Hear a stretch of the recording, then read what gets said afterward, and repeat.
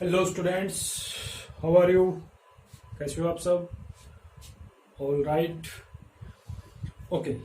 तो नेक्स्ट हम बात करते हैं कि हमने जो कुछ अभी तक पढ़ा है हमारे चैनल पर, तो उसमें लास्ट टाइम हमने जो पढ़ा था वो आपका, जो हमने इसमें पढ़ा था कि वो क्या था, कि वो था डाइलेक्ट्रिक स्ट्रेंथ के बारे में, डाइलेक्ट्रिक कांस्टेंट के बारे में, ठीक है, नॉन पोलर और पोलर डाइलेक्ट्रिक्स के बारे में था।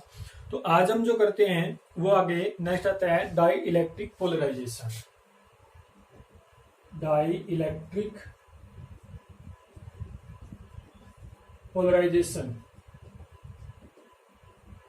ठीक है। तो डाई इलेक्ट्रिक पोलराइजेशन में मतलब क्या है कि जो आपका डाई इलेक्ट्रिक्स है वो किस तरह से पोलराइज होता है। देखिए, जो 6th यूनिट आएगी उसमें हमारा एक पोलराइजेशन का कंसेप्ट आता है, ठीक है, ऑप्टिक्स के अंदर। तो उसमें पोलराइजेशन का मतलब क्या होता है कि एक पर्टिकुलर वेवलेंथ की लाइट को आपका पास आउट होने देना, ठीक है। जब उसका क्या हो, जो सरफेसेज हैं वो क्या होते हैं, जब जैसे पोलराइज रोटेट कर रहा होता है तो एनालाइजर जो होता है उसके पैरेलल आपके आते हैं जो कंपोनेंट्स, उनको वो पास आउट होने देता है, और जो अपोजिट आते हैं यानी कि उसके परपेंडिकुलर आते हैं उनको वो क्या कर लेता है, स्टॉप कर देता है। तो इसको पोलराइजेशन बोलते हैं। लेकिन यहाँ पर ये कंसेप्ट थोड़ा अलग है। तो इसके अंदर जो हमारी पोलराइजेशन की बात अगर हम करें तो जो डाई इलेक्ट्रिक होता है हमारा, ठीक है, तो कोई भी डाई इलेक्ट्रिक मॉलिक्यूल है जैसे, तो उस मॉलिक्यूल को किस तरह से आप external applied field, external electric field है जो, वो अप्लाई करके कैसे हम उसको पोलराइज कर सकते हैं, तो इसके अंदर हमारा वो चीज हम पढ़ेंगे। अब कंसिडर कीजिए कि हमारे पास क्या है कि एक छोटा सा कोई भी नॉन पोलर डाइलेक्ट्रिक है, ठीक है। तो नॉन पोलर डाइलेक्ट्रिक है तो वो इस तरह से आपका है। अब हमने क्या किया, यहाँ पर इलेक्ट्रिक फील्ड क्या कर दिया, अप्लाई कर दिया, ठीक है। तो ये तो कब है, जब electric field, external electric field क्या है, 0 है। अब मान लेते हैं कोई भी एक्सटर्नल इलेक्ट्रिक फील्ड है जो हमारा, वो हमने इस पे अप्लाई कर दिया, तो ये क्या हो जाता है, इसका जो पॉजिटिव आपका चार्ज है और जो नेगेटिव चार्ज है, ठीक है, यानी कि जो नेगेटिव सेंटर है और जो पॉजिटिव सेंटर है वो क्या हो जाते हैं, पॉजिटिव चार्ज है जो, वो क्या हो जाते हैं, वो आपके सेपरेट हो जाते हैं। और वो सेपरेट किस तरीके से होंगे कि जो आपका इलेक्ट्रिक फील्ड आप अप्लाई करते हो जैसे ही, तो जो पॉजिटिव चार्ज है वो तो आपका पुल कर लिया जाता है in the direction of electric field, in the direction of applied electric field. और जो आपका नेगेटिव चार्ज है, ठीक है, तो उसका जो सेंटर है, यानी कि जो नेगेटिव चार्ज है, जब हम अप्लाई करते हैं एक्सटर्नल इलेक्ट्रिक फील्ड को, तो वो पुल होता है आपकी in the opposite direction of electric field. यानी कि अगर आपकी इलेक्ट्रिक फील्ड की डायरेक्शन इस तरफ है तो इसका मतलब क्या है कि यहाँ पर आपका नेगेटिव चार्ज है वो पुल हो जाएगा इसकी अपोजिट डायरेक्शन में, ठीक है। इसकी अपोजिट डायरेक्शन के अंदर ये क्या हो जाता है, पुल हो जाता है। यानी कि जो सेंटर ऑफ नेगेटिव चार्ज और सेंटर ऑफ पॉजिटिव चार्ज हैं वो आपके क्या हो जाते हैं, सेपरेट हो जाते हैं, ठीक है। तो इस तरह से ये आपका डाइलेक्ट्रिक है जो, वो क्या हो जाएगा, आपका डिस्टोर्ट हो जाएगा, यानी कि सेपरेट हो जाएगा एक पॉजिटिव चार्ज सेंटर में और एक नेगेटिव चार्ज सेंटर में, ठीक है। तो इसका मतलब यहाँ पर हमारा क्या होगा, जो मॉलिक्यूल है वो क्या हो जाता है, डिस्टोर्ट हो जाता है। और वो डिस्टोर्ट इस तरह से होगा कि जो सेंटर ऑफ पॉजिटिव चार्ज है वो तो आपका in the direction of applied electric field, और जो सेंटर ऑफ नेगेटिव चार्ज है वो in the direction of, in the opposite direction of applied electric field distort हो जाता है, सेपरेट हो जाता है, ठीक है। तो इस तरह से जो सेपरेशन होती है या डिस्टोर्शन होती है जो, ठीक है, तो इसको हम क्या बोलते हैं कि यहाँ पर जो हमारा मॉलिक्यूल है वो क्या हो जाता है, आपका डिस्टोर्ट हो जाता है, उसको हम क्या बोलते हैं, पोलराइज बोलते हैं। यानी कि वो क्या हो जाते हैं, उसकी पोलराइजेशन है वो हो जाती है, ठीक है। तो यानी कि हमारा जो मॉलिक्यूल है वो क्या हो जाता है, डिस्टोर्ट हो जाता है, यानी कि क्या हो जाता है, पोलराइज हो जाता है। तो जब आपका ये पोलराइज कब हुआ, जब एक्सटर्नल इलेक्ट्रिक फील्ड आपने अप्लाई किया, ठीक है। और हाई एक्सटर्नल इलेक्ट्रिक फील्ड है जो, वो हम इस पे क्या करते हैं, डाइलेक्ट्रिक पे अप्लाई करते हैं, डाइलेक्ट्रिक मॉलिक्यूल पे, तो वो क्या हो जाता है, डिस्टोर्ट हो जाता है, यानी कि वो क्या हो जाता है, पोलराइज्ड हो जाता है। अब देखिए, यहाँ अगर आपने इलेक्ट्रिक फील्ड अप्लाई नहीं किया है, मान लीजिए एक्सटर्नल इलेक्ट्रिक फील्ड हम अप्लाई नहीं करते हैं, तो जो नेट डाइपोल मूवमेंट होगी ना वो क्या हो जाएगी, 0 हो जाएगी। नेट डाइपोल मूवमेंट है जो, वो क्या बन जाएगी, 0 बन जाएगी। लेकिन अगर आपने इलेक्ट्रिक फील्ड अप्लाई कर दिया, वो क्या हो गया, डिस्टोर्ट हो गया, पोलराइज हो गया, या हम कहेंगे पॉजिटिव और नेगेटिव जो चार्ज के सेंटर्स हैं वो क्या हो गए, सेपरेट हो गए, तो उसके अंदर कुछ ना कुछ डाइपोल मूवमेंट आ जाती है, ठीक है। अब इस मोलिक्यूल के अंदर जो डाइपोल मोमेंट आएगी ना वो बिल्कुल क्या आएगी, स्मॉल, ठीक है, यानी कि टीनी भी बोल सकते हैं जिसको हम टीनी डाइपोल मोमेंट या स्मॉल डाइपोल मोमेंट, ठीक है। और यहाँ पर कुछ ना कुछ क्या आएगी, नेट डाइपोल मोमेंट है जो एग्जिस्ट करेगी, ठीक है, इंडिविजुअल, यानी कि ये क्या बन गए, डाइपोल की तरह बिहेव करेगा। अब ये डाइपोल बन गए तो इसकी कुछ ना कुछ क्या होगी, डाइपोल मूवमेंट होगी, तो स्मॉल डाइपोल मूवमेंट आएगी, ठीक है। तो इसका मतलब ये हुआ कि यहाँ से इंडिविजुअली ये एक डाइपोल की तरह बिहेव करता है। और अगर हम एक्सटर्नल फील्ड अप्लाई करते हैं तो जो इसमें ओरिएंटेशन होती है, यानी कि जो डाइपोल्स की ओरिएंटेशन होती है उसका जो मोमेंट है, उसके टोटल नेट मोमेंट है जो वो जीरो होता रहता है। अगर हम एक्सटर्नल फील्ड जो अप्लाई करते हैं तो जो ओरिएंटेड वो इस तरह से ओरिएंटेड हो जाएंगे कि उनकी डाइपोल मोमेंट क्या हो जाती है, जीरो हो जाती है। और जब यानी कि कोई भी, देखिए यहाँ अगर हम क्या करते हैं, कोई भी एक्सटर्नल फील्ड अप्लाई नहीं करते हैं, यानी कि ई नोड क्या होता है, जीरो होता है, ठीक है। तो हमारा जो डाइपोल मोमेंट है वो इस तरह से ओरिएंटेड हो जाएगा कि नेट डाइपोल मोमेंट क्या रहे, जीरो रहे, क्योंकि वो डाइपोल मोमेंट जीरो ही आएगी उसके लिए जब अप्लाई नहीं किया हमने, ठीक है। तो वो डाइपोल्स बने नहीं है, स्टीनी या स्मॉल डाइपोल नहीं बना है। उसके बाद जैसे हम क्या करते हैं, इलेक्ट्रिक फील्ड अप्लाई करते हैं, एक्सटर्नल इलेक्ट्रिक फील्ड, तो वो क्या हो जाता है, वो इस तरह से ओरिएंटेड हो जाता है कि नेगेटिव चार्ज है जो उसका जो सेंटर है वो आपका एक्सटर्नल इलेक्ट्रिक फील्ड की अपोजिट डायरेक्शन में, ठीक है, पुल्ड हो जाता है। और जो आपका पॉजिटिव चार्ज का सेंटर है वो किसमें पुल्ड हो जाता है, आपका in the direction of external electric field. तो यानी कि वो स्मॉल डाइपोल बन जाता है, तो यानी कि उसकी डाइपोल मूवमेंट है जो बन जाती है। अब इंडिविजुअल जो डाइपोल है उसकी जो मूवमेंट है वो क्या होगी, अलाइन करने की कोशिश करती है, ठीक है, यानी कि वो इस तरह से पोलराइज होगा या इस तरह से अलाइनमेंट है जो उसकी बनेगी, किसके with respect to, in the direction, यानी कि जो parallel, in the parallel direction of electric field applied, ठीक है। जैसे हम कोई भी एग्जांपल लेते हैं, मान लेते हैं कि हमारे पास क्या है, नॉन पोलर डाई इलेक्ट्रिक्स है। तो नॉन पोलर डाई इलेक्ट्रिक्स अगर हमारे पास होंगी तो इसका मतलब क्या हुआ कि यहाँ नेगेटिव पॉजिटिव चार्ज इस तरह से अप्लाई करेंगे,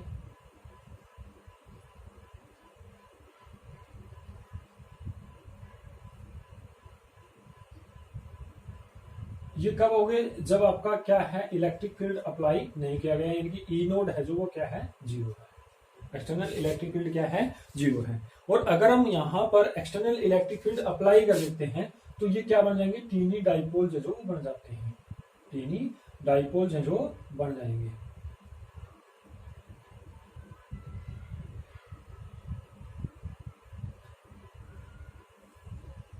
इस तरह से वो क्या बन जाएंगे, टीनी डाइपोल्स बन जाते हैं, ठीक है। यानी कि इनकी क्या होगी, डाइपोल मोमेंट होगी, कुछ ना कुछ वैल्यू आएगी डाइपोल मोमेंट की, और यहाँ पर डाइपोल मोमेंट क्या हो रहा है, जीरो होता है, ठीक है। तो ये नॉन पोलर के लिए है कि अगर हम इस पे अप्लाई करते हैं। और अगर हमारे पास क्या है कि पोलर डाई इलेक्ट्रिक्स हैं, पोलर डाई इलेक्ट्रिक्स हैं, इसका मतलब क्या हुआ कि हमारे पास पहले से ही आपके डाइपोल मोमेंट उनका कुछ ना कुछ दिया हुआ है। तो अगर आपका ई नोड है जो वो यहाँ पर जीरो, तो यहाँ तो ई नोड लगा कुछ ना कुछ। अगर आपका एक पोलर डाई इलेक्ट्रिक है और ई नोड उस पर जीरो, यानी कि एक्सटर्नल अप्लाइड फील्ड है तो वो क्या हो जाता है, जीरो होता है उस पर, तो आपकी वो क्या करेंगे, इस तरह से आप उसको रिप्रेजेंट करोगे,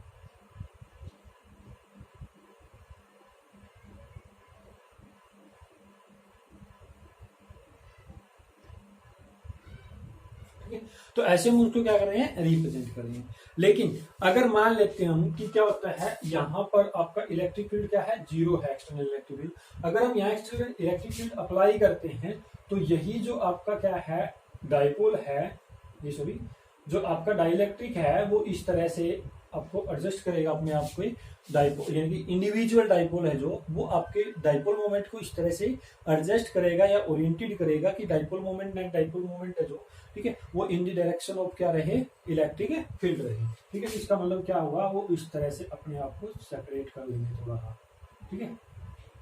नेगेटिव और पॉजिटिव चार्ज सेंटर्स हैं जो वो आपको इस तरह से एक दूसरे को अपने आप को क्या कर लेते हैं, थोड़ा सा सेपरेट कर लेते हैं, ठीक है, इनकी सेपरेट हो जाते हैं वो, ताकि उसका क्या है, नेट डाइपोलर मूवमेंट है जो वो बने, ठीक है।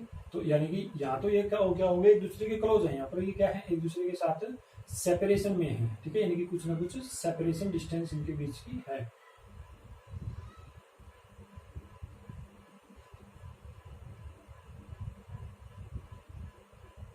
ठीक है। तो यहाँ क्या किया हमने, इलेक्ट्रिक फील्ड अप्लाई किया है, ठीक है। तो नेक्स्ट अगर एक्सटर्नल इलेक्ट्रिक फील्ड आपका अप्लाई होता है तो वो क्या होंगे, ओरिएंटेड होंगे, इस तरह से ओरिएंटेड हो जाएंगे वो, कि वो क्या करेंगे, इलेक्ट्रिक फील्ड की डायरेक्शन में ओरिएंटेड करेंगे अपने आप को, अलाइन करेंगे अपने आप को, ठीक है। तो जिसका मतलब ये हुआ कि वो क्या हो जाते हैं, पोलराइज हो जाते हैं, क्योंकि वो in the parallel direction of electric field अपने आप को अप्लाई कर रहे हैं, ठीक है, अलाइन कर रहे हैं अपने आप को। तो जिसकी वजह से वो क्या होते हैं, अब ये क्या होगा, डिस्टोर्टेड, यानी कि पोलराइज जिसको बोलते हैं। तो ये इसलिए हम उसको क्या बोलते हैं कि वो क्या हो जाते हैं, पोलराइज हो जाते हैं, ठीक है। तो डाइलेक्ट्रिक्स क्या हो जाते हैं, उस तरह से पोलराइज हो जाते हैं, ठीक है।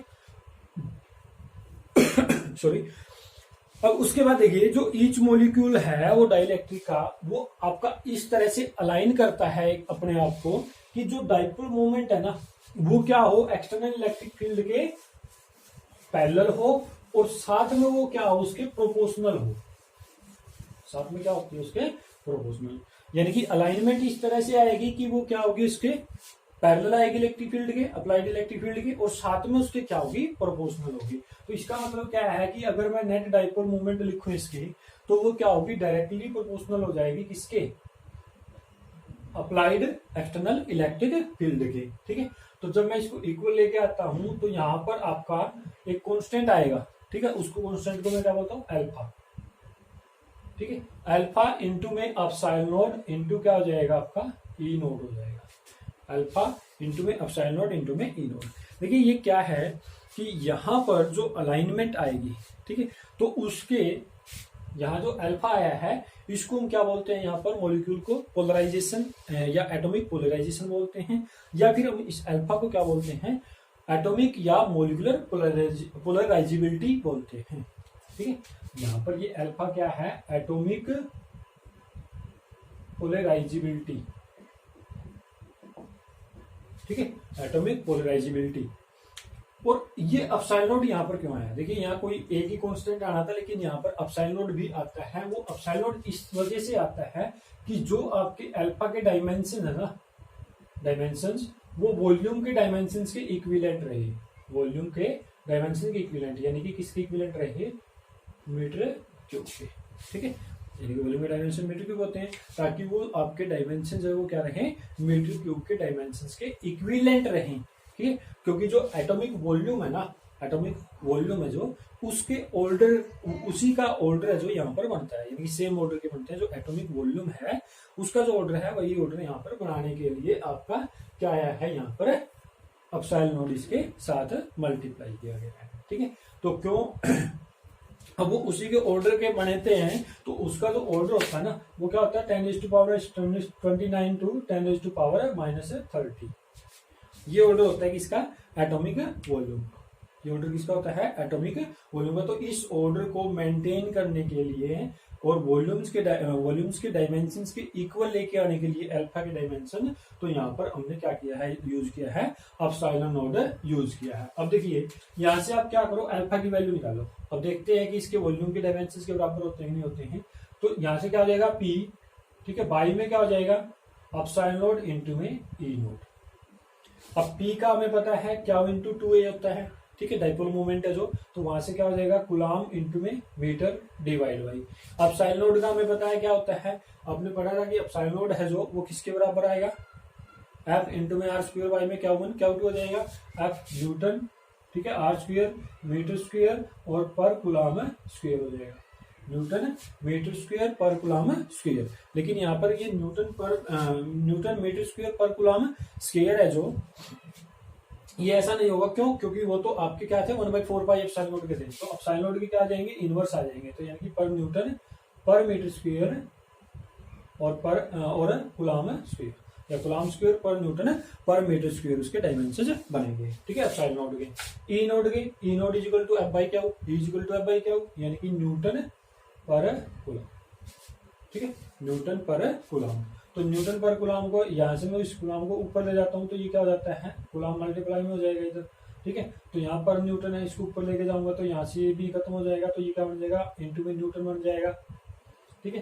तो यहाँ से क्या होगा देखो, यानी कि C और N है जो ऊपर चले जाएंगे। अब क्या होगा देखो, कूलम्ब से कूलम्ब स्क्वायर से कूलम्ब स्क्वायर कैंसिल हो जाएगा, न्यूटन से न्यूटन कैंसिल हो जाएगा, तो ये मीटर पर मीटर स्क्वायर ऊपर जाएगा तो क्या हो जाएगा मीटर इंटू मीटर स्क्वायर यानी कि मीटर क्यूब। ठीक है, तो यही रीजन था कि यहाँ पर इन इसके डायमेंशंस को मीटर क्यूब के इक्वल लेके आने के लिए, वॉल्यूम के डायमेंशन के इक्वल लेके आने के लिए, या इस वॉल्यूम के ऑर्डर को मेंटेन करने के लिए यहाँ पर जो डायमेंशनल वॉल्यूम है जो अल्फा के, ठीक है, वो वॉल्यूम के डायमेंशंस के बराबर आए, यानी कि एटॉमिक पोलराइजेबिलिटी की डायमेंशन जो वॉल्यूम के डायमेंशंस के बराबर लेके आने के लिए उसके वॉल्यूम के एटॉमिक वॉल्यूम के ऑर्डर को मेंटेन करने के लिए हमने ये सब किया है, यानी कि एप्सिलॉन नॉट यहाँ पर आया है। ठीक है, तो होप ये पॉइंट आपका क्लियर होगा। ठीक है, तो उसके बाद देखिए कि यहां से जो आपका अल्फा आया है, ठीक है, तो अगर हम ये कहें कि नेक्स्ट में अगर हम ये माने कि हमारे पास दो प्लेट्स के बीच में एक ए बी सी डी आपका क्या लिया गया है, रीजन लिया गया है। ठीक है, एक ए बी सी डी हम क्या लेते हैं, एक स्लैब ले लेते हैं, या कोई भी आपकी एक इंसुलेटिंग स्लैब, या जिसको सिंपली एक स्लैब बोलते हैं, तो वो दो प्लेट्स के बीच में क्या कर लेते हैं, मेंटेन कर लेते हैं। और वो दो प्लेट्स हैं जो वो आपकी किससे जुड़ी होती हैं, इलेक्ट्रोड से जुड़ी होती हैं। एक तो किससे जुड़ी होगी, पॉजिटिव इलेक्ट्रोड से, और एक किससे जुड़ी होगी, नेगेटिव इलेक्ट्रोड से। यानी कि हमने एक को पॉजिटिव से जोड़ दिया और एक को नेगेटिव से जोड़ दिया। ठीक है, हमने क्या लिया यहाँ पर, एक A B C D dielectric slab ले ली, कोई भी एक A B C D dielectric slab इस तरह से।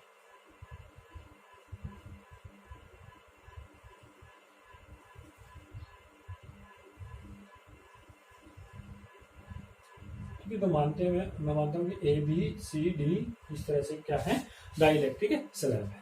ठीक है, अब यहाँ क्या किया गया है, एक्सटर्नल इलेक्ट्रिक फील्ड अप्लाई किया गया है ई नोट। इन प्लेट्स के बीच में एक्सटर्नल इलेक्ट्रिक फील्ड अप्लाई किया गया है ई नोट। ठीक है, अब देखिए इन प्लेट्स के बीच में क्योंकि डाइलेक्ट्रिक प्लेट है तो इसका मतलब क्या हो गया, यहाँ पर आपकी जो इलेक्ट्रिक फील्ड अप्लाई करने के बाद जो डाइपोल्स हैं वो क्या हो जाएंगे, पोलराइज हो जाएंगे।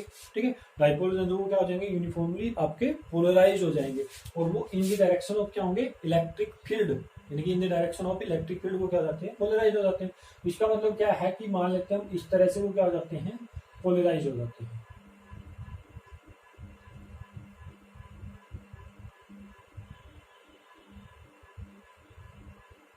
थोड़ी सी आपने इनके बीच में सेपरेशन डिस्टेंस है वो जरूर मेंटेन करके रखनी है, क्योंकि ये पोलराइज हो चुके हैं, ठीक है, डिस्टोर्ट हो चुके हैं, इनके बीच में सेपरेशन है जो आ चुकी है।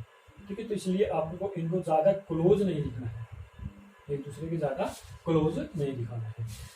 अब हम क्या करते हैं, इसके अंदर एक स्मॉल रीजन मान लेते हैं, एक स्मॉल रीजन है जो वो इस तरह से मेंटेन कर लेते हैं कि जो उसका नेट डाइपोल मूवमेंट है या डिस्प्लेसमेंट है जो डायरेक्शंस की, ठीक है, पॉजिटिव की और नेगेटिव की, तो वो क्या हो, नेट डाइपोल मूवमेंट है जो उसमें आपका कांस्टेंट हो जाएगी। ठीक है, या हम ये कहें कि नेट डाइपोल मूवमेंट है जो उसकी डायरेक्शन आपकी किसके अंदर हो जाए, in the direction of electric field या अप्लाइड इलेक्ट्रिक फील्ड हो जाए। ठीक है, तो हम मान लेते हैं कि हमारे पास एक ये इस तरह से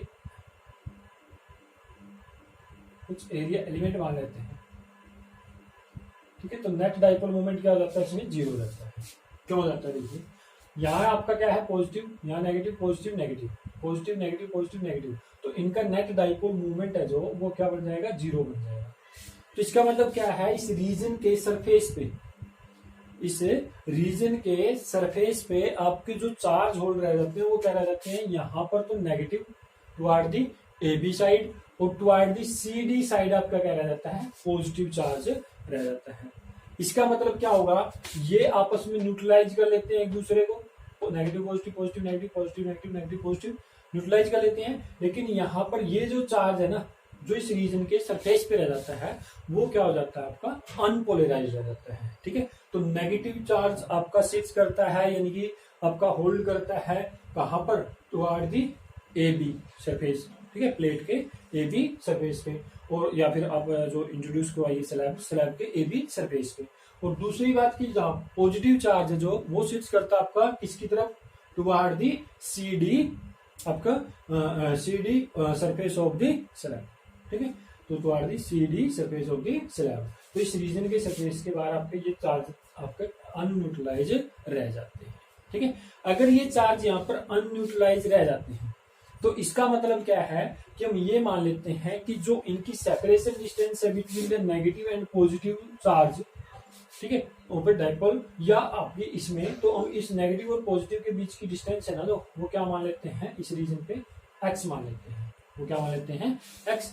तो अब ये किसकी तरह बिहेव करेगा, एक डाइपोल की तरह बिहेव करेगा, तो इसका मतलब इसकी कुछ ना कुछ क्या होगी, डाइपोल मोमेंट भी होगी। उस डाइपोल मोमेंट को हम क्या मान लेते हैं, पी मान लेते हैं, ठीक है। तो P dipole moment is equal to क्या हो जाएगी, चार्ज कितना है, क्यू है, और एक्स आपकी क्या होगी, एक्स हमने यहाँ पर क्या मानी है, आपकी डिस्टेंस मानी है, स्मॉल डिस्टेंस बिटवीन दी आपके पोल्स, ठीक है। तो क्या वो एक्स हो गया। अब अगर हम ये कहें कि जो कैपिटल एन है वो नंबर ऑफ एटम्स पर यूनिट वॉल्यूम है, नंबर ऑफ एटम्स पर unit volume, number of atoms पर यूनिट वॉल्यूम, यानी कि नंबर डेंसिटी भी बोल सकते हैं इसको, नंबर डेंसिटी, ठीक है। तो अगर आप ये पूरे के लिए हम निकालें तो नेट डाइपोल मोमेंट या टोटल डाइपोल मोमेंट निकालें तो वो किसके बराबर हो जाएगी, टोटल डाइपोल मोमेंट है जो वो किसके बराबर हो जाएगी, नंबर डेंसिटी इनटू में एक का डाइपोल मोमेंट यानी कि ठीक है। तो इसको हम क्या बोलते हैं, इसको कैपिटल पी के द्वारा रिप्रेजेंट करते हैं, इसको किससे रिप्रेजेंट करेंगे, कैपिटल पी के द्वारा रिप्रेजेंट करते हैं, ठीक है। तो ये आपका क्या रहता है, total dipole moment density, total dipole moment density आ जाती है कैपिटल पी, ठीक है, टोटल डाइपोल मोमेंट डेंसिटी। तो वो किसके बराबर आई, एन इंटू में क्या वो एक्स की आ जाती है, ठीक है। तो यहां पर आप इसको पी को इलेक्ट्रिक पोलराइजेशन भी बोल सकते हैं, यानी कि जो ये डेंसिटी आई है ना, ये क्या होगी, पोलराइज हो गए हैं, ये सारे डाइपोल जो पोलराइज हो गए हैं, ठीक है। इलेक्ट्रिक फील्ड अप्लाई करने के बाद इसका मतलब इसको हम क्या बोल सकते हैं, इलेक्ट्रिक पोलराइजेशन भी बोल सकते हैं। अब इसकी यूनिट कैसे निकालते हैं, यूनिट कैसे निकालोगे, देखो आपका क्यू इंटू में एक्स है, जो ये तो क्या हो जाता है कूलम मीटर, ठीक है, एक्स डिस्टेंस से क्यू चार्ज है तो कूलम मीटर। अब ये क्या है, नंबर ऑफ एटम्स, तो उसकी तो कोई यूनिट नहीं होगी, डिवाइड बाय क्या है, वॉल्यूम, तो इसका मतलब क्या हो जाएगा, ये पर मीटर क्यूब, क्योंकि डिवाइड बाय वॉल्यूम आएगा, ठीक है। तो क्या रह जाएगा आपके पास, कूलम पर मीटर स्क्वायर रह जाएगा, क्या रह जाएगा, कूलम पर metre square, which are the dimension equal to the surface charge density, ठीक है। इसका मतलब ये क्या है, टोटल डाइपोल मोमेंट की डेंसिटी है, तो ये सरफेस चार्ज डेंसिटी के इक्वल इसके क्या आ जाएंगे, डायमेंशन आ जाते हैं, ठीक है, सरफेस चार्ज डेंसिटी, क्योंकि surface charge density equal to क्या होता है, टोटल चार्ज डिस्ट्रीब्यूटेड पर यूनिट एरिया होता है, ठीक है। तो उसके अकॉर्डिंग ये इसके इक्विवेलेंट हो जाएंगे, यानी कि इन दोनों के डायमेंशन आपके क्या होंगे, इक्विवेलेंट बन जाते हैं, ठीक है। यानी कि सरफेस चार्ज डेंसिटी के और जो आपके नेट डाइपोल या टोटल डाइपोल मोमेंट जो डेंसिटी है या इलेक्ट्रिक पोलराइजेशन जो, ठीक है, तो उसके क्या हो जाएंगे, ये बराबर हो जाएंगे। अब उसके बाद अगर हम बात करें कि जो नेगेटिव एंड्स हैं, जो नेगेटिव एंड्स हैं डाइपोल्स के, तो वो ठीक है, वो किसकी तरफ था, सरफेस ऑफ ए बी की तरफ, ठीक है, और जो पॉजिटिव चार्ज था वो किसकी तरफ था, सरफेस ऑफ सी डी की तरफ। अब इन अनयूटिलाइज चार्ज को जो यहां पर हैं, ये और ये, ठीक है, तो इनको हम क्या बोलते हैं, इंड्यूस्ड चार्जेस बोलते हैं, क्या बोलते हैं, इंड्यूस्ड चार्जेस, ठीक है। इनको हम क्या बोलेंगे, अनयूटिलाइज चार्जेस बोल सकते हैं, या आप इनको क्या बोल सकते हो, इंड्यूस्ड चार्जेस बोल सकते हैं, ठीक है। अब ये इंड्यूस्ड चार्जेस हैं, ये भी क्या करते हैं, एक इलेक्ट्रिक फील्ड अप्लाई करेंगे या एक इलेक्ट्रिक फील्ड प्रोड्यूस करेंगे, जो क्या करेगा, इस इलेक्ट्रिक फील्ड का अपोज करेगा, जो क्या करेगा, इस इलेक्ट्रिक फील्ड का अपोज करेगा, ठीक है। यानी कि ये पोलराइज चार्ज हो गए, इंड्यूस्ड चार्जेस, या हम इनको क्या बोल सकते हैं, और पोलराइज्ड चार्ज, पोलराइज्ड चार्ज, ठीक है। अब ये पोलराइज्ड चार्जेस है जो, ये क्या करते हैं, एक आपका इलेक्ट्रिक फील्ड प्रोड्यूस करते हैं, उसको हम क्या बोलेंगे, इलेक्ट्रिक फील्ड को ईपी बोलेंगे, यानी कि इनके द्वारा जो इलेक्ट्रिक फील्ड प्रोड्यूस होगा उसको क्या बोलेंगे, ईपी बोलेंगे, इंड्यूस्ड होगा जो चार्ज, सॉरी इलेक्ट्रिक फील्ड जो इंड्यूस्ड होगा, ठीक है। तो उसकी जो डायरेक्शन है ना, वो क्या होगी, अपोजिट होगी, वो डायरेक्शन क्या होगी, अपोजिट होगी, यानी कि ये क्या करते हैं, ये जो अपोजिट डायरेक्शन का इंड्यूस्ड चार्ज है जो प्रोड्यूस करेंगे, जो इसका क्या करेगा, अपोज करेगा, ठीक है, in the opposite direction of EP. तो अब आपका जो इलेक्ट्रिक फील्ड है वो क्या रह जाता है, देखिए यहां से टोटल इलेक्ट्रिक फील्ड क्या था हमारा, ई नोट था। टोटल इलेक्ट्रिक फील्ड क्या था, ई नोट। इसमें से अपोज कौन कर रहा है, इसका ईपी कर रहा है, ठीक है। तो इसका मतलब जो नेट इलेक्ट्रिक फील्ड है ना हमारा, इफेक्टिव इलेक्ट्रिक फील्ड जिसको बोलेंगे, तो वो क्या रह जाएगा, ई के इक्वल मान लेते रह जाता है, ठीक है। तो यहां पर ई क्या है, इफेक्टिव आपका electric field, effective electric field, या हम इसको क्या बोल सकते हैं, रिड्यूस्ड वैल्यू, ठीक है, reduced value of electric field बोल सकते हैं। यानी कि ई है जो यहाँ पर, ये क्या हो जाएगा, इफेक्टिव इलेक्ट्रिक फील्ड, या इसको क्या बोल सकते हैं, reduced electric value of electric field. Reduced value of electric field क्यों बोला, क्योंकि जो टोटल इलेक्ट्रिक फील्ड तो ये था, यहाँ पर ये क्या करे, अपोज करे, तो अब जो बच गया वो क्या रहेगा, इससे कम रहेगा, तो इसलिए इसको क्या बोला, रिड्यूस्ड, ठीक है। तो reduced value of electric field या इफेक्टिव इलेक्ट्रिक फील्ड इसको मैं बोलेंगे। हाँ जी, यहाँ से यहाँ तक सबको समझ में आया, ठीक है। उसके बाद देखिए ये जो ईपी है, यानी कि जो आपका इंड्यूस्ड इलेक्ट्रिक फील्ड है, ठीक है, जो आपके पोलराइज्ड चार्जेस हैं उनके द्वारा तो प्रोड्यूस किया जाएगा, तो उनके द्वारा जो ईपी जो प्रोड्यूस किया जाएगा तो वो किसके बराबर होगा। देखिए हमने पढ़ा था इलेक्ट्रिक फील्ड है जो, वो किसके बराबर होता है, चार्ज डेंसिटी, ठीक है, डिवाइड बाय क्या था, 1/ε0 टाइम्स आएगा, 1/ε0 टाइम्स। अब देखिए सरफेस चार्ज डेंसिटी है जो इनके द्वारा इंड्यूस्ड होगी, तो वो आई मान लेते हैं आपके सिग्मा आई, इसका मतलब इंड्यूस्ड सरफेस चार्ज डेंसिटी, ठीक है। बाई में क्या होगा, इनके लिए जो आपका क्या होगा, यहां पर आपका क्या मांगेगा, क्योंकि हमने क्या किया है, डाइलेक्ट्रिक स्लैब इंड्यूस्ड करवाई है इसके अंदर या इंसर्ट करवाई है इसके अंदर, तो दैट्स वाई वहां पर जो आपकी क्या बनेगी, परमिटिविटी बनेगी, वो अपसाइलन नोड की जगह क्या रह जाएगी, अपसाइलन, क्योंकि किसी मीडियम के लिए, ठीक है। तो वो स्लैब है तो स्लैब किसी मीडियम की बनी होगी, किसी मटेरियल की बनी हुई, तो उस मटेरियल के लिए क्या लिखेंगे, अपसाइलन लिखेंगे, ठीक है। तो ईपी इज इक्वल टू क्या आ जाएगा, सिग्मा आई बाई में अपसाइलन, ठीक है। तो इसका मतलब क्या होगा कि 1/ε, अब सिग्मा किसके बराबर होता है, चार्ज पर यूनिट एरिया, ठीक है। तो मान लेते हैं हम टोटल चार्ज क्या है, क्या वो है पर यूनिट एरिया, मतलब तो 1/ε इंटू में क्या हो जाएगा, क्या बाई में ए, ठीक है। अब ये 1/ε इंटू में क्या बाई ए है जो, इसको हम क्या लिख सकते हैं, देखिए जो क्या बाई ए है इसको हम क्या लिख सकते हैं, पी लिख सकते हैं, इसको क्या लिख सकते हैं, पी लिख सकते हैं। यानी कि टोटल जो आपकी क्या आएगी, डाइपोल मोमेंट डेंसिटी आएगी, टोटल डाइपोल मोमेंट जो डेंसिटी आएगी, ठीक है। तो इसका मतलब क्या है कि ईपी को हम यहाँ से क्या लिख सकते हैं, पी बाई में अपसाइलन लिख सकते हैं, ईपी को क्या लिख सकते हैं, पी बाई में अपसाइलन, ठीक है। तो यानी कि क्या बाई ए है जो सरफेस चार्ज डेंसिटी पर यूनिट एरिया जो, तो वो क्या बनेगा आपका, वो आपकी क्या बनेगी, टोटल जो आपकी क्या होगी भी, टोटल इंड्यूस्ड, या हम ये कहेंगे टोटल डाइपोल मोमेंट डेंसिटी जो बनेगी, ठीक है। यानी कि वो क्या हो जाएगी, इसके इक्वल हो जाएगा। तो ईपी इज इक्वल टू, क्योंकि सरफेस चार्ज डेंसिटी जो आई थी वो क्या आई, टोटल डाइपोल जो टोटल चार्ज डेंसिटी आई है जो, उसके डिवाइड बाई क्या हो जाएगा, क्योंकि वहां सिग्मा लिखते हैं ना, सिग्मा की जगह यहाँ पे क्या आ जाएगा, पी आ जाएगा, क्योंकि हम ये क्या निकाल रहे हैं, पोलराइज्ड जो चार्ज है हमारा उसके लिए निकाल रहे हैं, ठीक है। तो इसलिए वहां पर क्या आ जाएगा, पी बाई में अपसाइलन आ जाएगा। अब ये जो एक्सटर्नल इलेक्ट्रिक फील्ड का रेशियो है, ठीक है, उसका इंड्यूस्ड इलेक्ट्रिक फील्ड के साथ जो रेशियो निकालेंगे, यानी कि अगर ये कहेंगे कि टोटल इलेक्ट्रिक फील्ड आपका ई नोड है जो अप्लाई किया गया, इसका रेशियो लेंगे किसके साथ, ई के साथ। ई क्या है यहाँ पर, reduced value of electric field, या हमने इसको क्या बोला था, इफेक्टिव इलेक्ट्रिक फील्ड। तो इन दोनों के रेशियो को हम क्या बोलते हैं, डाई इलेक्ट्रिक कॉन्स्टेंट बोलते हैं, ठीक है। वो क्या हो जाएगा, डाई इलेक्ट्रिक कांस्टेंट हो जाएगा, ठीक है। तो वो क्या हो जाएगा, डाई इलेक्ट्रिक कांस्टेंट, ठीक है। तो वो क्या बन जाएगा, इसमें डाई इलेक्ट्रिक कांस्टेंट बन जाएगा।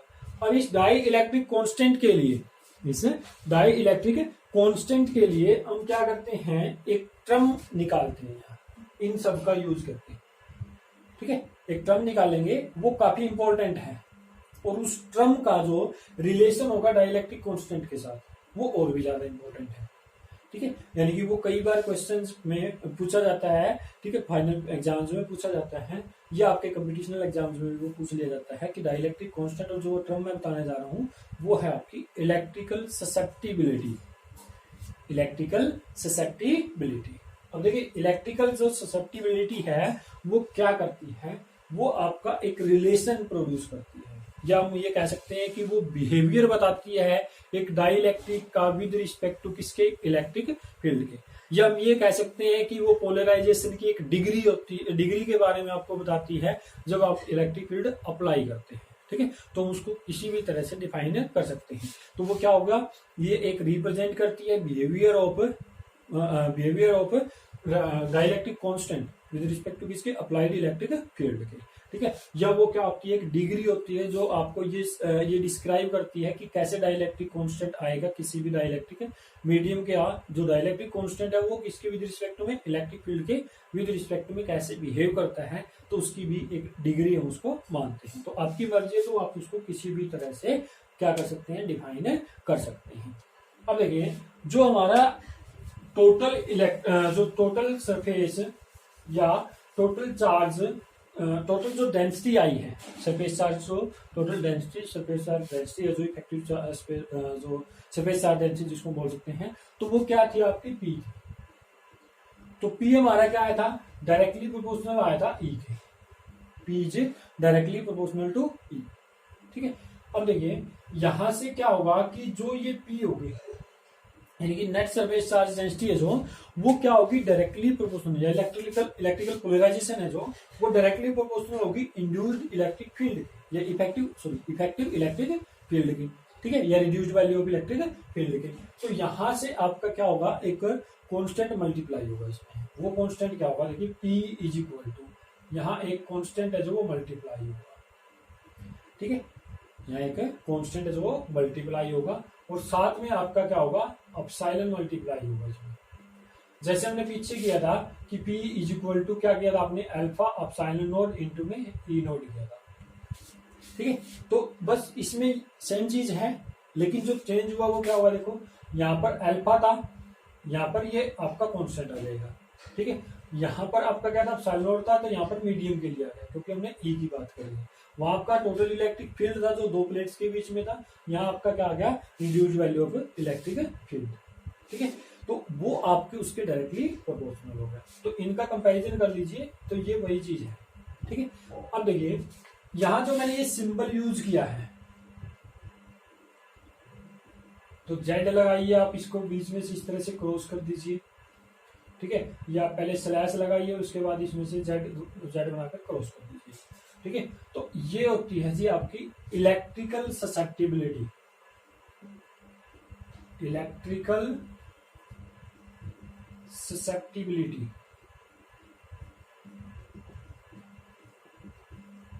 ठीक है, इलेक्ट्रिकल ससेप्टिबिलिटी। ठीक है, इलेक्ट्रिकल ससेप्टिबिलिटी। और जो ये सिंबल आया है ना, इसको हम बोलते हैं काई, ऐसे लिखोगे इसको, और इसकी प्रोनाउंसिएशन क्या होगी, काई। ठीक है, ये सिंबल क्या है, काई है, प्रोनाउंसिएशन इसकी काई है, और इसको लिखते हैं ऐसे CHI, चाई या ची, ऐसा नहीं बोलोगे आप, इसको क्या बोलोगे, काई। ठीक है, तो इलेक्ट्रिकल ससेप्टिबिलिटी, तो ये क्या है, एक डिग्री है जो हमें डाइलेक्ट्रिक के बिहेवियर के बारे में बताएगी, जो किसके विद रिस्पेक्ट टू निकाल रहे हैं हम, behaviour electric external electric field के विद रिस्पेक्ट में। ठीक है, तो ये आपका क्या है, काई है। ठीक है, इलेक्ट्रिकल ससेप्टिबिलिटी है।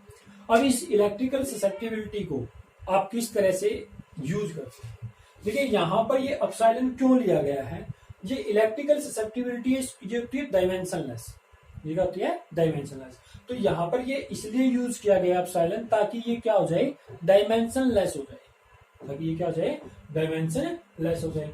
अब डायमेंशनलेस हो जाएगी तो उसके लिए आपने वही जो काई की वैल्यू निकालोगे, तो P बाई में क्या आ जाएगी, अपसाइलन E आ जाएगी। तो वहां से हमने कैलकुलेट किया था। ठीक है, तो अपसाइलन जो आपका आया था, देखो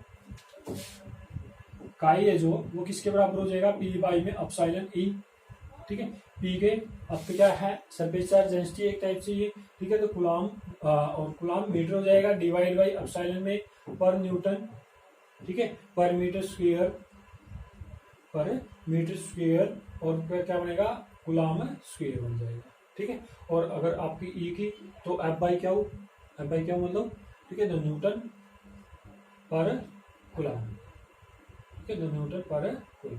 तो आप यहाँ पर इनके डायमेंशन है ना, तो इनको क्या करोगे, यहाँ इसको पुट करोगे तो आपके पास क्या रह जाएंगे, डायमेंशन है जो ये पर मीटर क्यूब हो जाएंगे। ठीक है, तो यहाँ अपसाइलन की बात हमने की है, तो उसमें देखिए यहाँ पर वॉल्यूम, यहाँ पर क्या है आपका पर यूनिट वॉल्यूम भी आएगा ना ये। ठीक है, तो ये पर यूनिट वॉल्यूम भी आएगा। ठीक है, तो इसका मतलब क्या है कि यहाँ से आप ये जब वैल्यू पुट करते हैं डायमेंशन इनकी, तो वो डायमेंशन क्या हो जाते हैं, क्योंकि पर यूनिट वॉल्यूम है तो मीटर क्यूब से मीटर क्यूब यहाँ पे वो कैंसिल हो जाएगा, तो इसलिए आपका ये क्या हो जाएगा, यहाँ इस तरह से लिख सकते हैं। ठीक है, डायमेंशन तो इसके वही है, क्या है, कुलाम मीटर। ठीक है, कुलाम मीटर बाई में मीटर क्यूब आ जाएगा बस इसमें, क्योंकि आपके ये क्या है, पर यूनिट वॉल्यूम है। ठीक है, और यहाँ से आपने क्या निकालना है, उसके बाद अपसाइलन के लिए रखोगे तो क्या हो जाएगा, पर न्यूटन पर मीटर स्क्वायर। तो चलो मैं दोबारा लिख देता हूँ इसको। ठीक है, ये मीटर क्यूब आएगा, तो पर न्यूटन पर मीटर स्क्वायर। ठीक है, कुलाम स्क्वायर, और यहाँ से क्या बनेगा, न्यूटन पर कुलाम। ठीक है, तो वही कुलाम से कुलाम स्क्वायर कैंसिल हो जाएगा। ठीक है, उसके बाद देखो यहाँ पर ये मीटर क्यूब ऊपर चला जाएगा तो ये भी कैंसिल हो जाएगा, और न्यूटन से न्यूटन कैंसिल हो जाएगा। ये आप अपने आप भी कर सकते हैं, दोबारा से रिपीट करने की जरूरत नहीं पड़ेगी इसको। ठीक है, तो इसका मतलब ये क्या हो जाएगा, डायमेंशन लेस आ जाएगा, यानी कि 1 आ जाएगी इसकी वैल्यू। ठीक है, तो 1 आ जाएगी तो यूनिट डायमेंशन लेस होगा ना, मतलब। ठीक है, तो कोई यूनिट नहीं होगी तो इसका मतलब ये क्या हो जाएगा, डायमेंशन लेस हो जाएगा। तो इस तरह से इलेक्ट्रिकल ससेप्टिबिलिटी जो वो क्या होती है, डायमेंशन लेस होती है। तो इसी वजह से आपका क्या किया गया है, यहाँ पर अपसाइलन इसके साथ मल्टीप्लाई किया गया है, कोई ना कोई कॉन्स्टेंट। ठीक है, अगर हम बात करते हैं डिफरेंट मटेरियल्स के लिए, तो डिफरेंट मटेरियल्स के लिए जो इलेक्ट्रिकल ससेप्टिबिलिटी होती है वो भी क्या होती है, डिफरेंट होती है, अलग अलग होती है। ठीक है, अगर हम बात करें वैक्यूम की, तो वैक्यूम के लिए क्या होती है, इनफाइनाइट होती है। ठीक है, यानी कि फॉर वैक्यूम जो काई है ससेप्टिबिलिटी है जो वो क्या होती है, इनफाइनाइट, वो क्या होती है, इनफाइनाइट। ठीक है, तो ये याद करना है। और मटेरियल्स के लिए, डिफरेंट मटेरियल्स के लिए डिफरेंट वैल्यू होगी इसकी। ठीक है जी, तो अब आप यहां से देख लीजिए कि आगे हमें क्या करना है इसमें। आपके पास क्या आई, ई इज इक्वल टू क्या आया था, ई नोड माइनस में ईपी आया था। ठीक है, ई इज इक्वल टू क्या आया था, ई नोड माइनस में ईपी आया था, ये हम पहले पढ़ चुके हैं। और ईपी इज इक्वल टू आया था आपका, ईपी इज इक्वल टू क्या आया था, ईपी इज इक्वल टू क्या आया था, पी बाई में अपसाइलन आया था। ईपी इज इक्वल टू क्या आया था, पी बाई में अपसाइलन। तो हेंस यहाँ पर आप ईपी की वैल्यू रख दीजिए, तो ई इज इक्वल टू क्या हो जाएगा, ई नोड माइनस में पी बाई अपसाइलन हो जाएगा। ठीक है, लेकिन यहां से पी की वैल्यू क्या आई, अपसाइलन काई ई आई, पी की वैल्यू क्या आई, अपसाइलन काई ई, तो अब वो वैल्यू रख दीजिए, तो ई नोड माइनस में क्या हो जाएगा, अपसाइलन काई। ठीक है, ससेप्टिबिलिटी यानी कि ई बाई में अपसाइलन, तो अपसाइलन से अपसाइलन कैंसिल होगा। अब इसको मैं इधर ले आता हूँ। ठीक है, तो E naught is equal to, या ये कर लीजिए E naught is equal to है जो वो क्या हो जाएगा। ठीक है, या E is equal to E naught है जो काई ई है जो, यहाँ से वैल्यू निकाल लीजिए। ठीक है, तो E naught is equal to क्या हो जाएगा, देखिए ई नोट इज इक्वल टू इस ई को आप काई ई को इधर लेकर जाओगे तो ई प्लस में काई ई हो जाएगा। ठीक है, यहाँ से ई कॉमन आ गया तो अंदर क्या बचा, 1 प्लस में काई बच गया, 1 प्लस में काई। ठीक है, तो यहाँ से ई नोड इसको इधर ले आओगे तो ई नोड बाई ई हो जाएगा, which is equal to 1 plus में काई। ठीक है, तो यहाँ से क्या हो जाएगा, ई नोड बाई में ई को क्या लिख सकते हैं, के, डाइलेक्ट्रिक कॉन्स्टेंट, ये बीच हम पढ़ चुके हैं। ठीक है, रेशियो है जो उनका, तो इज इक्वल टू क्या होगा, 1 प्लस में काई। ठीक है, 1 प्लस में काई। तो ये जो रिलेशन है ना, ये काफी इंपॉर्टेंट है। ठीक है, ये कई बार आपसे पूछ लिया जाता है, या आपको इससे रिलेटेड कोई न्यूमेरिकल आ सकता है, 1 नंबर का, 2 नंबर का। ठीक है, या फिर ये आपके कंपटीशनल एग्जाम जो उनके लिए भी काफी इंपॉर्टेंट है। तो होप आपको ये सब चीजें समझ में आ गई होगी, तो मैं दोबारा एक बार फिर रिपीट कर देता हूँ। ठीक है, तो यहाँ देखिए जो हम पहले पढ़ चुके हैं वो पढ़ चुके हैं कि ई नोड का ई के साथ रेशियो, जो reduce value of electric field के साथ जो रेशियो, उसको हम क्या बोलते हैं, डाइलेक्ट्रिक कांस्टेंट बोलते हैं। ठीक है, यानी कि E naught by E is equal to के होता है। हम पीछे पढ़ चुके हैं पी है जो वो डायरेक्टली प्रोपोर्शनल होता है ई नोड के। ठीक है, कैपिटल पी यानी कि टोटल जो सरफेस चार्ज डेंसिटी है। ठीक है, तो उसको बोल सकते हैं हम, या फिर आपकी इलेक्ट्रिकल पोलराइजेशन है जो वो बोल सकते हैं। तो वो डायरेक्टली प्रोपोर्शनल ई नोड होता है, तो वहां से ये वैल्यू आपकी आई है। तो आप कंपैरिजन करो कि अगर हम क्या कहें कि ससेप्टिबिलिटी है जो, या पोलराइजेशन है जो, इलेक्ट्रिकल पोलराइजेशन है जो, वो आपकी इंड्यूस्ड वैल्यू है जो इसकी। ठीक है, यानी कि इंड्यूस्ड चार्जेस की वजह से या पोलराइज चार्जेस की वजह से जो क्या आई, आपका जो reduced value of electric field आई, ठीक है, तो उसके क्या होता है, वो डायरेक्टली प्रोपोर्शनल होता है। तो P is directly proportional to E, तो यहाँ से P is equal to epsilon chi E आ गया। काई यहाँ पर क्या है, इलेक्ट्रिकल ससेप्टिबिलिटी है, विच इज द डिग्री, ठीक है, which will describe the behaviour of dielectric with respect to या through the electric external electric field. अब पोर वैक्यूम जो काई है वो इनफाइनाइट होती है। अब देखिए E इज इक्वल टू यहाँ से क्या आया, E नोट माइनस में EP, क्योंकि ये इलेक्ट्रिक फील्ड निकाल चुके हैं। तो EP इज इक्वल टू क्या होता है, P बाई में P बाई में एप्सिलॉन, ये हम पीछे भी कर चुके हैं, जहां पर आपका क्या आया था, E naught is equal to है जो वो वहां पर हमने क्या निकाला था कि वो क्या आया था, सिग्मा बाई में एप्सिलॉन नोट आया था, तो वहां से सिग्मा की जगह आप P रिप्लेस हो जाती है, क्या P आ जाता है, ठीक है, यानी कि पोलराइजिंग इलेक्ट्रिकल पोलराइजेशन आ जाती है, यानी कि polarizing susceptibility sorry polarizing surface density आ जाती है, ठीक है, डिवाइड बाई एप्सिलॉन, क्योंकि मीडियम के लिए है, क्योंकि यहाँ पर हमने स्लैब इंट्रोड्यूस करवाई हुई है, ठीक है, तो EP is equal to P by में E हो जाएगा। उसके बाद देखिए E is equal to E minus में P बाई E, यानी कि EP की वैल्यू रख दी, P की वैल्यू यहाँ से ये आई है, तो एप्सिलॉन काई E बाई में एप्सिलॉन से एप्सिलॉन कैंसिल हो गए, ये जब आपने टर्म ली तो यहाँ E कांस्टेंट आ गया, तो यहाँ 1 प्लस काई बच गया, तो E को इधर ले आओगे तो E naught by E which is equal to dielectric constant, ठीक है, तो dielectric constant is equal to क्या आ जाएगा, 1 प्लस में काई आ जाएगा, ठीक है। तो ये क्या था, relation between the dielectric constant and electrical susceptibility, ठीक है। तो उम्मीद है कि आपको ये सब कुछ समझ में आ गया होगा। अगर फिर भी किसी बच्चे को समझ में नहीं आया है, कोई प्रॉब्लम है, तो वो आपका कमेंट बॉक्स में कमेंट कर सकता है या फिर मेरे व्हाट्सएप नंबर पे कॉल से कर सकता है, ठीक है। तो आपने ये अच्छी तरीके से करना है भाई, ठीक है। तो इसलिए आज हमने सिर्फ ये एक ही टॉपिक किया है, वैसे तो ये 2 टॉपिक हो गए, क्योंकि डाइलेक्ट्रिक पोलराइजेशन और साथ में क्या आ गया, इलेक्ट्रिकल ससेप्टिबिलिटी आ गया, लेकिन ये एक टॉपिक के अंदर ही इंक्लूड होते हैं, ठीक है। तो आज के लिए हम इतना ही करते हैं। बाकी अगर किसी बच्चे को पिछले जो टॉपिक्स हैं जो वो नहीं किए हुए हैं अभी तक, या आगे के टॉपिक्स हैं जो वो करने हैं, तो हमारे चैनल को सब्सक्राइब कर लीजिए, ठीक है। और आप अपने साथियों को भी बोल दीजिए कि हमारे चैनल पर जो कंटिन्यूअस स्टडी है, जो टॉपिक वाइज स्टडी है, जो वो अभी कंटिन्यूअसली चल रही है। अगर किसी बच्चे को वहां से हेल्प लेनी है तो वो अपने चैनल को सब्सक्राइब कर ले और वहां से हेल्प ले सकता है, ठीक है। तो मैं उम्मीद करता हूँ, क्योंकि ये एक एजुकेशनल चैनल है, तो मैं उम्मीद करता हूं कि आप बच्चों के माइंड में ये सेटअप होगा कि ये सिर्फ एक एजुकेशनल चैनल ही नहीं है, बल्कि ये एक शिक्षा को फैलाने का माध्यम है। क्योंकि लॉकडाउन के थ्रू हम क्या कर रहे हैं, बच्चे हैं जो वो काफी डिस्टर्ब हो रहे हैं, ठीक है, उनको पता ही नहीं चल रहा है कि वो किस तरह से स्टडी को जारी रखें, ठीक है। तो इसलिए तो हमने क्या किया है, यूट्यूब चैनल इसलिए बनाया है ये, ताकि जो बच्चे फिजिक्स की तैयारी कर रहे हैं, ठीक है, या +2 के अंदर जो बच्चे पढ़ रहे हैं, तो वो फिजिक्स की तैयारी अच्छे तरीके से कर सके और टॉपिक वाइज टॉपिक कर सके, ठीक है। तो हम सारी वीडियोस के अंदर टॉपिक्स वाइज टॉपिक की स्टडी करवा रहे हैं। तो जिन बच्चों ने ये अपना चैनल है जो सब्सक्राइब नहीं किया है, तो वो बच्चे प्लीज इस चैनल को सब्सक्राइब कर लें, ताकि वो अच्छी तरह से अपनी स्टडी को जारी रख सके, ठीक है। Okay, all the best, have a good day.